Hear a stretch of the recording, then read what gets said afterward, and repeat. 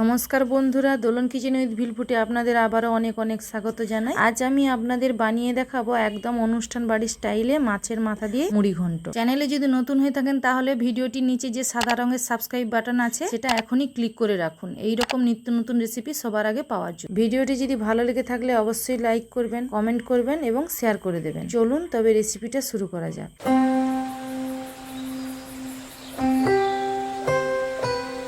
দেখুন বন্ধুরা, আমি এখানে উনুন জেলে উনুনে কড়াটা বসিয়ে দিয়েছি। কড়াটা প্রথমে আমি এই শুকনো কড়াতে জিরে ভেজে নিচ্ছি। জিরেটা এইভাবে নাড়াচাড়া করে ভালো করে ভেজে নেব।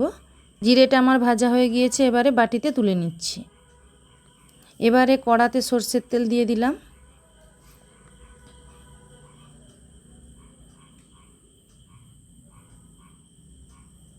প্রথমেই আমি একটু হলুদ দিয়ে দিলাম, অল্প একটু হলুদ গুঁড়ো। এবারে দেখুন বন্ধুরা, মাছের মুড়ি ঘন্ট বানানোর জন্য আমি এখানে একটা রুই মাছের মাথা নিয়ে নিয়েছি। এবারে এই মাথাটা ভেজে নিচ্ছি। বন্ধুরা, এই যে আমি ডালটা রান্না করলাম, এই মাছের মাথাটা 4 কিলো সাইজের রুই মাছের মাথা। এটা আমি আগের ভিডিওতে কিভাবে কেটেছি সেটা আপনাদের দেখিয়েছি। আপনারা যদি এখনও না দেখে থাকেন তাহলে অবশ্যই আমার চ্যানেলটি সাবস্ক্রাইব করে আগের ভিডিওতে দেখে নিন। বন্ধুরা, আপনারা মাছের মুড়ি ঘন্ট বানানোর জন্য সবসময় এই রুই মাছের মাথা ব্যবহার করবেন। রুই মাছের মাথাটা খেতে খুব টেস্ট হয়। রুই বা কাতলা মাছের মাথাও নিতে পারেন। দেখুন বন্ধুরা, এক পাশ খুব সুন্দর লাল হয়ে গিয়েছে, এবারে অপর পিঠটা উল্টে দিলাম।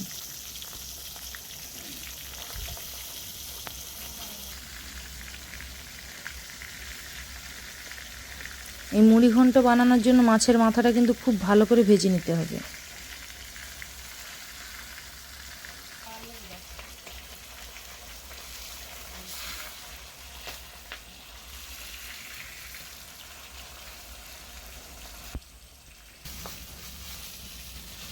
বন্ধুরা, এই মুড়ি ঘন্টটা আমি কেমনভাবে বানাচ্ছি সেটা আপনারা প্রথম থেকে শেষ পর্যন্ত পুরোটা দেখবেন, স্কিপ করবেন না। চ্যানেলটি যদি এখনও সাবস্ক্রাইব করে না থাকেন তাহলে চ্যানেলটিকেও অবশ্যই সাবস্ক্রাইব করুন। দেখুন বন্ধুরা, মাছের মাথাটা ভাজা হয়ে গিয়েছে। এবারে ওই তেলের মধ্যে আমি শুকনো লঙ্কা এবং জিরে ফোড়ন দিয়ে দিলাম। এবারে দিয়ে দিচ্ছি পেঁয়াজ কুচি।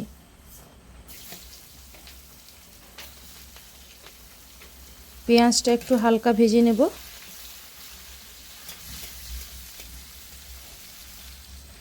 এবারে দিয়ে দিচ্ছি চেরা কাঁচা লঙ্কা।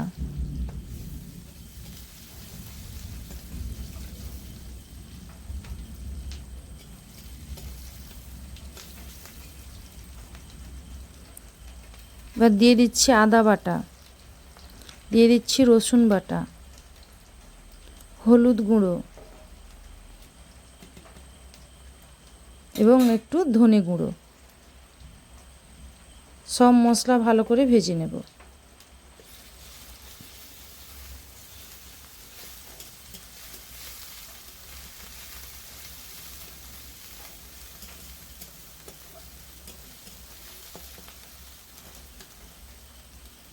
এবারে কিছুক্ষণ মশলাটা ভেজে নেওয়ার পরে দিয়ে দিচ্ছি অল্প একটু শুকনো লঙ্কার গুঁড়ো।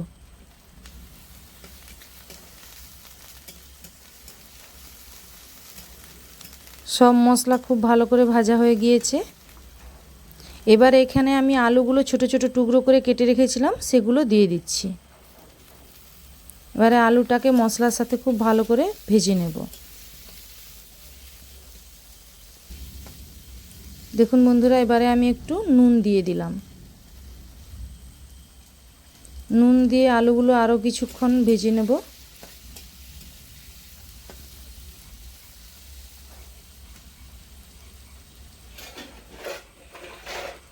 আলুটা আমি একটু ঢাকনা দিয়ে রেখেছিলাম, এবারে খুলে আবারও নাড়াচাড়া করে নেব।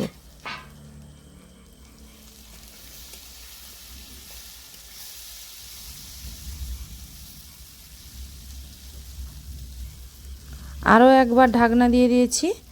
ঢাকনা খুলে আবারও আলুটা ভালো করে নাড়াচাড়া করে নেব।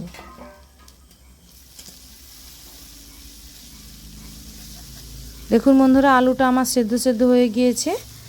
এবারে আমি এখানে কিছুটা মুগ ডাল ধুয়ে রেখেছিলাম, সেটাই দিয়ে দিচ্ছি।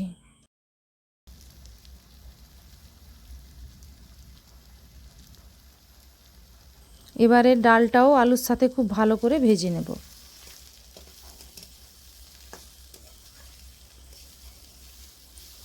এবারে ভেজে রাখা মাছের মাথাটাও দিয়ে দিলাম।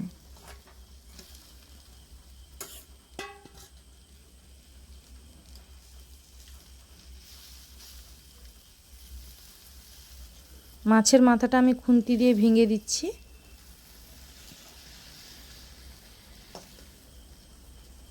এইভাবে ভেঙে না দিলে পুরো ওই গোটা মাছের মাথাটা নাড়াচাড়া করা যাবে না, সেই জন্য ভেঙে টুকরো করে দিচ্ছি।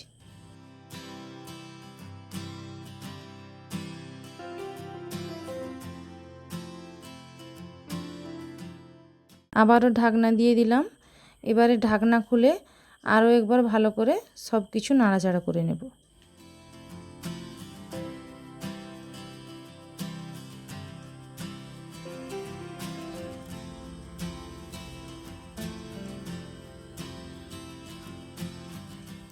দেখুন বন্ধুরা, আমার সব কিছু ভালো করে ভাজা হয়ে গিয়েছে। এবারে দিয়ে দিচ্ছি পরিমাণ মতো জল। বন্ধুরা, আপনারাও এইভাবে বাড়িতে বানাবেন।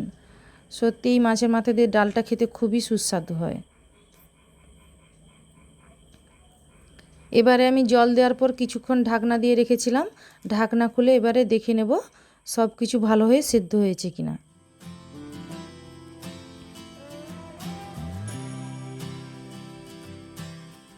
দেখুন বন্ধুরা, আলুটা আমার একদম সেদ্ধ হয়ে গিয়েছে।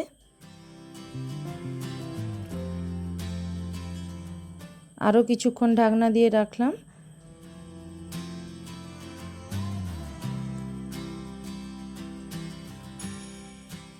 দেখুন বন্ধুরা, ডালটা আমার একদম হয়ে গিয়েছে। এবারে যে জিরেটা আমি ভেজে রেখেছিলাম সেটাকে গুঁড়ো করে নিয়েছি, সেটাও দিয়ে দেব। এখানে কিছুটা চিনি দিয়ে দিলাম এবং ভেজে রাখা জিরে গুঁড়োটাও ছড়িয়ে দিচ্ছি।